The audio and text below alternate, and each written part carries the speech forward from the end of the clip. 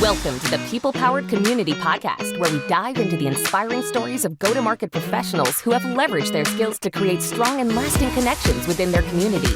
Get ready to be inspired and learn how you too can harness your business superpower for good.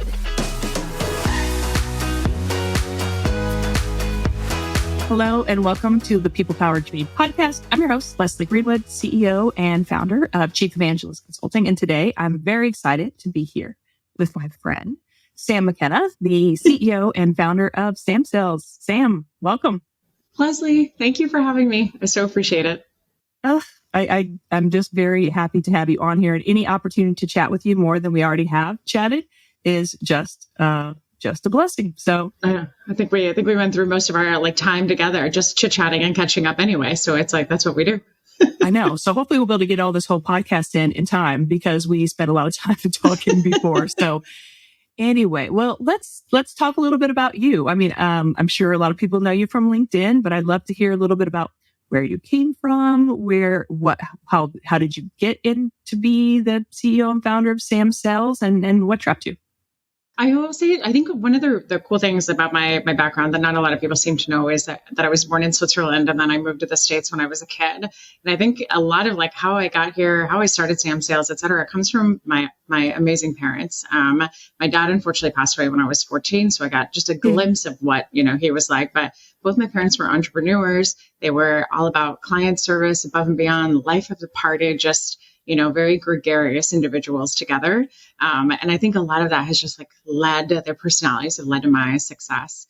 Starting samsales almost 4 years ago, which is the wildest thing to say. Feels like time flies. But I had just been so successful, and grateful to be successful in sales for so long, broke a ton of records during my career in corporate. Just finally wondered, I wonder what I can do on my own. So when I left LinkedIn, instead of thinking about going back to corporate, I thought, why don't I just do the scariest thing of all, go out on my own, and instead of selling a product, I'm going to sell my ideas and my content and see if anybody wants to buy it. So from where I sit, it sounds like, using the LinkedIn platform, selling your services and ideas in that way, it feels like you were on the beginning end of what we're really seeing a huge movement in right now. Would you agree? Yeah. Totally. And I think what's interesting is when I was early in my sales career, I would talk about, again, just basic lessons that I learned from my parents, but I would talk about things that I did, strategies that I had. And I remember my boss's boss, my CEO, who used to be the number 3 at Dun & Bradstreet, right? 25 years of sales experience, would say, "Oh, that's so smart. I never thought of that." And I'm like, what? And so that's really where I started to post on LinkedIn. When it started, it took a couple of years, but a light bulb started to turn on. And I thought, well, if these moves are, new and fresh to people who've been in sales for a long time, I wonder if I can just help others, right? And so I just started to post. And I think that that's really where kind of selling your services comes from. It's sharing your thought leadership, sharing your expertise, building a brand for yourself by the same consistent stuff, right? Or same consistent threads and themes that you talk about. And then people are saying, that's smart. I wonder what you could do to help us. I get that question a lot, right? You give everything you know away for free. Heck yeah, we totally do. If you want to piecemeal an education without ever paying us a dime, you can totally do that by following my content. But most people are lazier than that, thankfully, and they're willing to pay us instead. That's awesome. And I think I want to just highlight one of the things that you said, which was, you were, reporting to this, very high up CEO, shared your ideas. Wow, I'd never thought about that, because what I feel like, and I saw it, at previous communities, is that the people earlier in their career are afraid to share because they think they don't have enough knowledge or enough background or experience to share their information. And, that's just a great example of why, that's not always true. Don't proclaim to be an expert, but sharing your ideas has a ton of value. Yeah. Me posting content, right, isn't me being an imposter. I'm posting content about the tiny world that I live in right now. So as an AE, I'm saying, here's a strategy that you can use as an AE, or if you're an SDR, here's a strategy you can use. I have a platform to be able to do that because I've done it. I've been successful. I tried something and I can teach others to do it. Now, if I was an AE and I was, 16 months into my career and being like, this is what every CRO should be saying, maybe I need to slow my roll a little bit, right? But I think just as encouragement for anybody that thinks, one, who cares what I have to say? And two, do I really have the expertise? Yeah. If you were 10 years old, you'd have an expertise in like math, right? Or whatever it is that you're learning right now. Just talk about what you know in your space, and then you'll continue to grow from there. Absolutely. That also reminds me of a story. I used to run a global welcome call, and on that call, there would be, CROs and, early AE. And at the end of the call, we would do breakout sessions and just introduce ourselves and say what was your area of expertise that you could be helpful to another member on. And, of course, the CRO and the CMO and another member gave theirs. We came to the AE, and he said, well, I'm just an AE. I probably don't have anything. And the CRO actually popped in and said, no, you bring a fresh perspective. You bring, a different way of thinking about things that I think he said, old fogies don't look at it. So it's so great to see that actually in action. And so for all of you earlier in your careers, take Sam's advice and go for it. I'll say that just as a really cool leadership lesson for anyone listening there. If you are a CRO, if you were an SVP of sales or whatever, think about the things the different generations that are younger than you know that you might not know. Can you imagine the joy that somebody would feel, right? An AE, a BDR, whatever, if you went up to them and said, hey, I see you do this really well, or I see a way that you communicate, or you ask questions this way, whatever it may be. Can you teach me about that? That BDR or that AE would be like, what is happening right now? Right? Like the joy that you could give someone younger than you, less experienced, but that they have a core competency in something you don't, and ask them to teach you what, they'll never forget you. That's for sure. 100%. And what we would take away from that as well, just a different perspective. So yeah. That's amazing. Well, let's transition over to your superpower. Of course, I have my idea of what your superpower is. And actually, when you wrote yours down, mine is actually different. We'll just call it additive to your superpower. But tell us what that is and a little bit about how it came to be. I think one of my superpowers, it's always weird to say things that about yourself that other people's judgment really has to validate, right? Like when you say I'm funny or I have good EQ or whatever. I think I'm really good at making conversation and building connection with basically anybody, whether it's somebody, a really scary C-suite that we're meeting, or somebody in a Starbucks line, or somebody at a networking event. My friend Robin, in fact, posted a video on Facebook, some 10 years ago when Facebook was still a thing. But she posted a video and she said, taking a poll for how long Sam has known this person. And it was a video of me standing in a Starbucks line for the bathroom and animatedly talking to somebody like I'd known them for 10 years. And everyone's like 13 seconds. And I think hopefully it's not an annoying way, that person that never stops talking to you in line and you're like, please be quiet. I think that's my superpower. That's awesome. I have friends that are like that as well. And I am more of an introvert. So I remember my best friend would take the L, when we were younger and fun in Chicago. And I'm like, don't talk to people. That's scary. She's like, oh my God, I make so many friends on the L. I'm like, no, don't do that. So you sound just like my friend in that. Now I'll add my superpower, but we're going to go back to more of what, dive deeper into your superpower. But, and I think it goes together. So when we met in person for the first time at the GTM, of course, it's a large group. Everybody's talking. It's like a little reunion. And, obviously we had talked online, et cetera, before, but the first time meeting. And so even in a large group, I think you have an ability and a superpower to make someone feel like they are the only one in the room.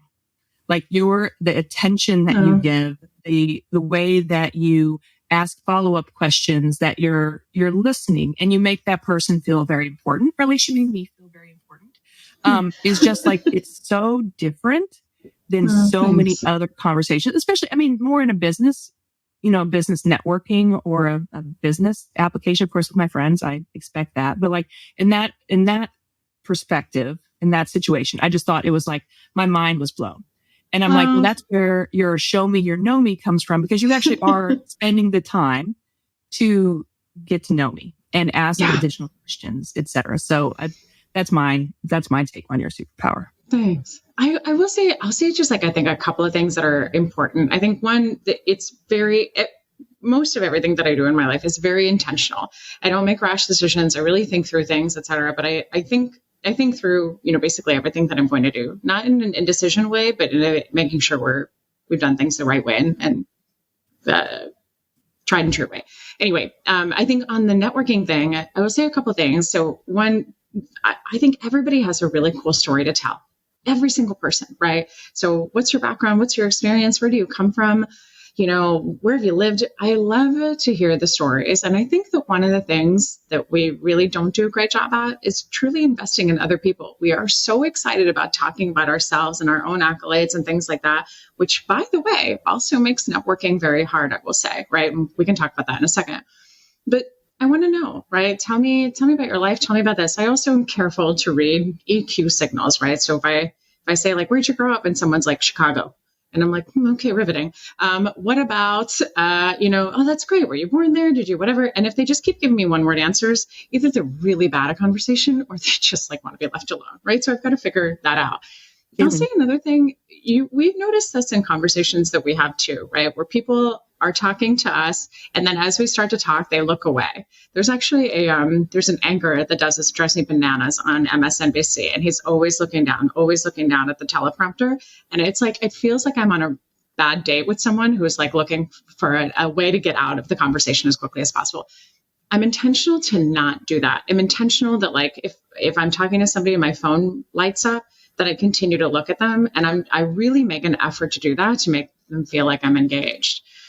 I think the other thing is like networking events are hard, right? And I think part of maybe where this has come in for me is that I just imagine that every single person there, except for like two of us, are nervous to make conversation. Who do I talk to? What if I go downstairs and there's nobody I know? What do I do, right? And so I think that you can really help ease tension and make friends quickly if you just, either fake it till you make it or just bring your normal bubbly self to it. And just walk up to people and say, hi, how's it going? I'm Sam, and just start to talk to them because they'll be so grateful that somebody else broke the ice, right? And did that approach. Yeah, that's what I have to say about that.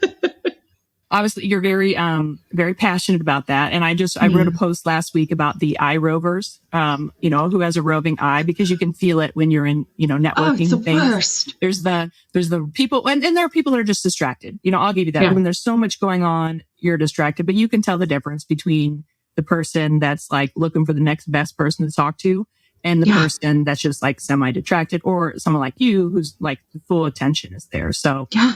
Half the time I am talking to people where I just want to get out of that conversation as quickly as I can. But I want to be, it's I think a manners thing too. I just want to be polite. So I might ask them one more question and be like, oh my gosh, I'm so sorry to cut this short. I've got to run to the restroom. Can we catch up later? And then I just get the hell out of there. Right. But again, like the roving, I also feel like if the people that want to see me are going to walk in, they're probably just going to walk up to me anyway. So, just do that person the good grace of paying attention to them. Yeah. Well, how do you think this came to be? Like, where did this start? Like, how did you realize that was something that was one? I mean, where did it start? And then when did you realize that it actually was a superpower that would help you? I think it's probably just started like the day I was born. My mom said a couple of things. My mom said, you were born with a firecracker lit under your ass, which is probably where the urchin bird gets the worm, right? And she also, it's funny, like I was in a relationship in college and she's like, this guy? And I'm like, what? I'm like, you don't like him? And she's like, no, he's like wine and you're champagne. You're bubbly and fun. And he's just like, and I was like, oh, and I think it's just like the repeated things, like I think one of the good things about me is that I have very good EQ. And I think that's one of the terrible things to say, again, because it needs validation from other people. But I've heard that so many times in my life that I suspect it's true. Right. And I think the same thing of like when somebody says, you really helped me, feel comfortable in this scenario. I really appreciate the way you connected me with other people because I had no idea, right? We just had the CRO, one of our clients that came to a conference that I was at, and I basically just dragged him around. He followed me a little, but I dragged him around and just said, have you met this person? Have you met this person? Okay, now you've got friends, go forth. Right. to me, that's really important because I feel like it's something I can do so easily that most people can't. And I think just getting that validation and that positive feedback that it helped made me realize how hard and difficult it is for most people, and that it's just another way I can help someone. I think that is what fuels me day in and day out. How can I make positive impact? How can I help somebody else? Sometimes I do it to my own detriment. I'm like, oh, you need LinkedIn training? Oh yeah, I know a great person who does that. Instead of brings them in for our own company, just kidding. I don't really go that far, but it's a little dicey sometimes. I'm just excited to help instead of get something for myself. And so I think it was that. I think also just even giving advice, like, so my husband, Ryan, is an attorney and he's an introvert, right? And so he's like, I have to go to this networking event. And I'm like, here's what you do. And I'm like, walk up to someone, moderately enthusiastically say, hello, I am Ryan. And ask them some questions and listen. It's wild. Listen to what they say and then ask a question on top of their answer. And he's like, and he went and did it. And he came home and he's like, oh my God, it worked so well. And I'm like, no shit, Sherlock. But I think that's it too. So like for people who get anxious in those environments, just show up with a couple of questions you can ask about the conference, about the event, about the company, about whatever, and you'll be off to the races. Yeah. Crazy that he was shocked that it worked. I mean, does he not know what you do? Oh my gosh, I know. Well, and I think on that note too, like, let's go back to the point of the EQ in the conversation when you ask someone, where are you from? And they say Chicago. My husband used to do that. And I'm like, you got to throw them a bone. Like, so I'm like, think of 3 things you can say, right? I was born in Cincinnati, spent a lot of time in Atlanta, but then I ended up in Chicago before I went to Kentucky for law school, right? Like, oh, thank God, I've got like something to pull from, right? Like 3 or 4 things, it's not overkill. It took 16 seconds for you to deliver that script, and it really helps somebody. So I will say also, a lot of what we teach, we teach everything on sales and LinkedIn and all that, we teach people how to people, right? Like when somebody asks you how your day was, ask them how their day was back. Like just crazy, basic, simple conversational skills. That's funny. Another thing that made me think about, like, you're introducing people at conferences is that's also, I mean, this is going to sound bad. It's also a way when you're in a conversation that you want to move on, but you've picked up like, oh, this person is very similar to this person. You can do the intro and like, hey, great. I just want to introduce you all. I'm going to go get a coffee. Great. So it's like you've helped them, but you've also extrapolated yourself from the situation. Homer Simpson, back yourself into a bush and then leave. Yeah. That is going to be in my brain now. I think about that for introductions at conferences, or even when you're making introductions over email, right? A different friend, Robin, same spelling with a Y, says that one of her favorite things is getting an introduction from me to someone else of her. And it's always like, what a great way to do show me you know me, right? So you really pull out some things. So I wouldn't just say, Robin, Leslie, Robin, take care, right? I would talk about each other, right? I pull out facts. I would say something about how long we've known each other, things you love, Robin's a fabulous mom to 3 kiddos. I would say all that stuff so that I'm giving you some tinder of like what you can have conversations about. And I think same thing in person, right? Like just make it easier on people to connect, because for most, they really dread the small talk and meeting new people and networking. So if you can do that for someone else, just a little above and beyond, a little stretching goes a long way. Yep. And an example of that was what I did at this one conference. Like, hey, talk to someone about cybersecurity. I'm not an expert in that. Hey, you should meet X. She actually runs a company that focuses on cybersecurity. I've known her for a couple of years. I think you'd have a lot in common. Here you go. So even in that situation, you can pull out a few little nuggets that will get that person entered into that conversation easier. So that's one of my favorite nurture tactics in sales too, right? Cool. Like we're trying to be of value to our clients one way or the other, right? And it's not usually everything that has to deal with us. It's also how to benefit them as people, as employees, as networkers, as parents, as whatever. And so I think the beautiful part, right, is if you have a prospective client and you say, by the way, do you happen to know this other CMO or this other VP of sales, also based in Chicago? They're a client of ours. She's amazing. You guys should get to know each other. Do you know each other? No? Okay, let me ask her if she's up for an introduction, then I will. And guess what's going to happen, right? At some point, that prospect is going to say, hey, Leslie, do you guys use samsales? And you're going to be like, oh my God, they're amazing, right? And then I'm going to basically let one of our clients sell for us. Really, it's self-serving, really, but it's such a great way, to offer connection and again, help people make friends. It's really hard to do after college or high school. Yeah, that is true. What things do you do I guess this sounds like it's so innate. I mean, like you said, you were born with a firecracker. But like, what do you do to kind of feed the superpower or keep it nurtured? Like, are there things that you think about or work on that kind of help continue to make you really good at this? I will say two things. So one, my husband Ryan gave me some fantastic feedback once. And I walked up he was having a conversation with my best friend at a party and maybe somebody else. And I walked up and I was like, in my normal self. And then we left. He was like, do you know that when you come up to conversations I'm having, you immediately dominate the conversation? And I was like, what? Who, me?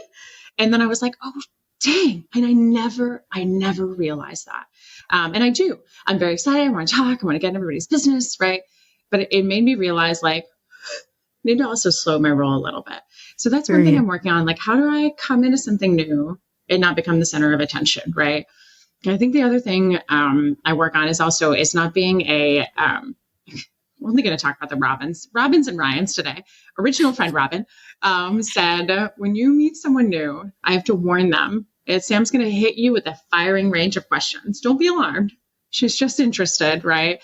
But I think that can also, people can react that way, right? Like almost like they are being hit with firing range of questions. And so I've got to slow my roll a little bit too. I'm working on my question asking and mixed with some storytelling so that I can give them some breathing space, particularly if they're introverted, if they're private, right? And they're like, who is this chick? So two things I'm working on there. I think that's it. And then also just like making sure to cross-pollinate the conversation.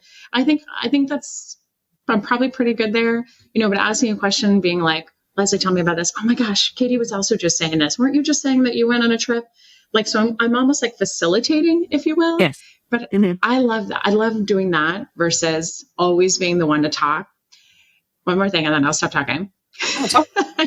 When I met my husband's friends for the very first time, very oddly on our third date, I was like, that's really fast. But we left the party and he's like, they left you. And I was like, obviously, just kidding. Hopefully you guys can see my facial reactions of total sarcasm there. But I said, do you know why? And he said, no. And I said, do you know anything that they know about me? And he said, I don't know. And I said, the reason your friends love me was because I asked them just a ton of questions and they got to talk about themselves. They don't love me because of who I am. They love me because they got to talk about themselves the whole night.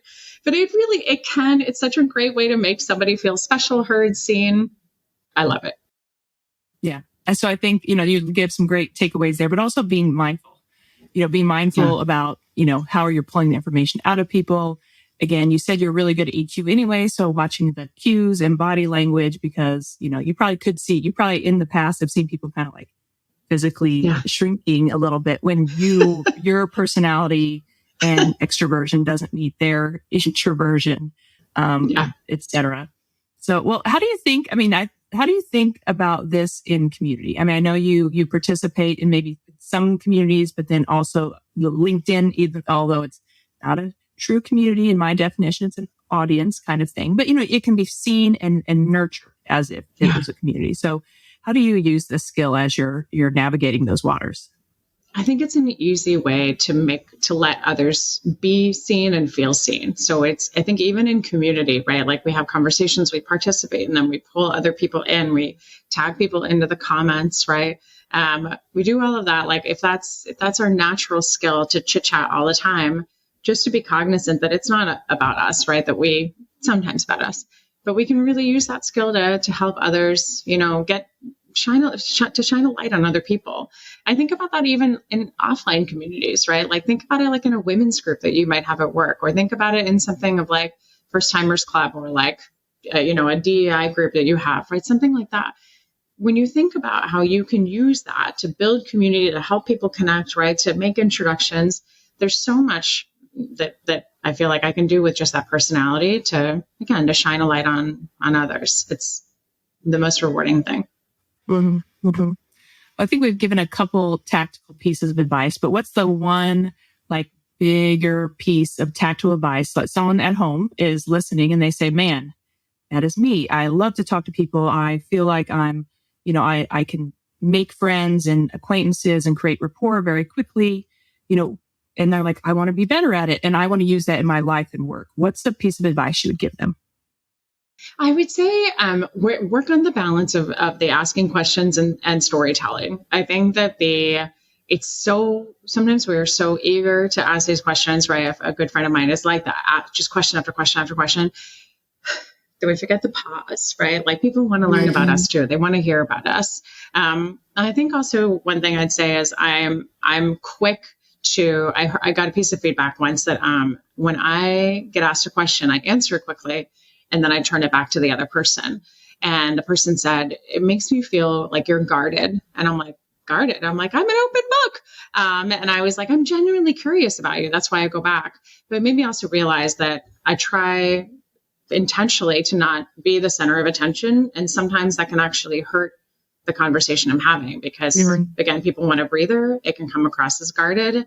And people want to hear my story as well. So even just telling a little, right? 6, 7, 8, 10 sentences, 2, 3 minutes about something, and then asking another question back or asking for their perspective can go a long way. Just that kind of teeter-totter balance. And sometimes it is going to be all about us. And sometimes it's going to be all about somebody else. And that's okay too.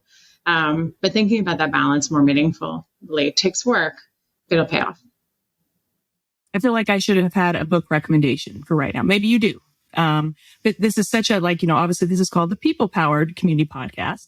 And so this is such a human nature kind of, trait, skill, et cetera, that we're talking about. We're talking about connecting with people on a human level and their motivations and how to manage that conversation appropriately to bring out the best in them and the best in you, which ultimately, as you can certainly attest, really, ends up with business, with, good, better relationships, new relationships. Thank you very much. I'm glad we're on a new relationship.